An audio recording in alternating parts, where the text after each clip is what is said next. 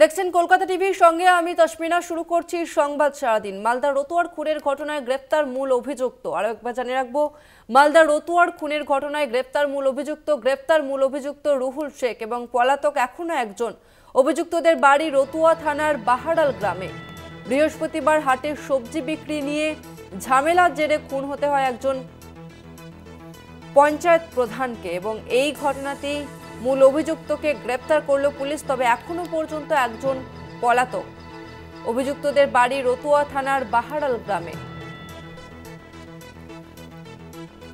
বৃহস্পতিবার হাটে সবজি বিক্রি নিয়ে ঝামেলা জেরে খুন হতে হয় এক পঞ্চায়েত প্রধানকে। মালদার রতুয়ায় খুনের ঘটনায় গ্রেপ্তার করা হলো মূল অভিযুক্তকে। গ্রেপ্তার রুহুল শেখ এবং এই ঘটনায় এখনো পর্যন্ত একজন অভিযুক্ত পলাতক এবং তার খোঁজে তল্লাশি জারি রয়েছে। অভিযুক্তদের বাড়ি রতুয়া থানার বাহারাল গ্রামে। বৃহস্পতিবার হাটে সবজি বিক্রি নিয়ে ঝামেলার জেরে খুন হতে হয় ওই পঞ্চায়েত প্রধানকে। হাটে সবজি বিক্রি নিয়ে বচসা এবং তার জেরে খুন হতে হয় এক পঞ্চায়েত প্রধানকে। মালদার রতুয়ার ঘটনা এবং এই ঘটনায় মূল অভিযুক্তকে গ্রেপ্তার করল পুলিশ। এই মুহূর্তে আমাদের সঙ্গে ফোন লাইনে রয়েছে প্রতিনিধি পরিতোষ সরকার। পরিতোষ, এখনো পর্যন্ত কি আপডেট পাওয়া যাচ্ছে?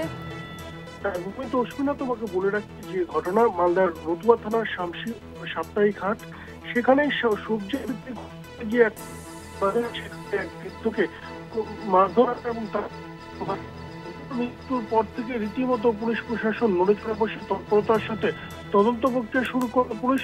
যেটা জানা যাচ্ছে, ওই বৃদ্ধ মুসলিম সবজি দীর্ঘদিন ধরে সবজি ব্যবসার সঙ্গে যুক্ত ছিলেন এবং সাপ্তাহিক হাট বৃহস্পতিবার দিন শামসিহাটে সবজি বিক্রি করতে গিয়েছিলেন এবং সেখানে দোকান বসানো নিয়ে একটা বিবাদ বাঁধে, যেখানে অভিযোগ এক যুবক তাকে আঘাত করে তার বুকে সজোরে আঘাত করতে গেলে তিনি মাটিতে পড়ে যান এবং তিনি অজ্ঞান হন।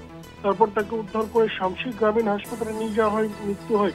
এই গোটা ঘটনায় পুলিশ প্রশাসন তদন্ত শুরু করে এবং যেটা জানা যাচ্ছে, ওই যার বিরুদ্ধে মূলত অভিযোগ তাকে পুলিশ ইতিমধ্যে গ্রেপ্তার করেছে, এমনটাই পুলিশ সূত্রে জানা যাচ্ছে। তবে গোটা বিষয় খতিয়ে দেখছে পুলিশ এবং এই গোটা ঘটনাকে কেন্দ্র করে বেশ চাঞ্চল্য রয়েছে এলাকায়।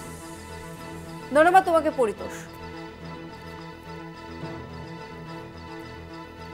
মালদার রতুয়ার খুনের ঘটনায় গ্রেপ্তার মূল অভিযুক্ত রুহুল শেখ এবং এই ঘটনায় এখনো পর্যন্ত পলাতক একজন অভিযুক্ত। অভিযুক্তদের বাড়ি রতুয়া থানার বাহারাল গ্রামে। বৃহস্পতিবার হাটে সবজি বিক্রি নিয়ে ঝামেলার জেরে খুন হতে হয় ৭৫ বছর বয়সী এক বৃদ্ধকে।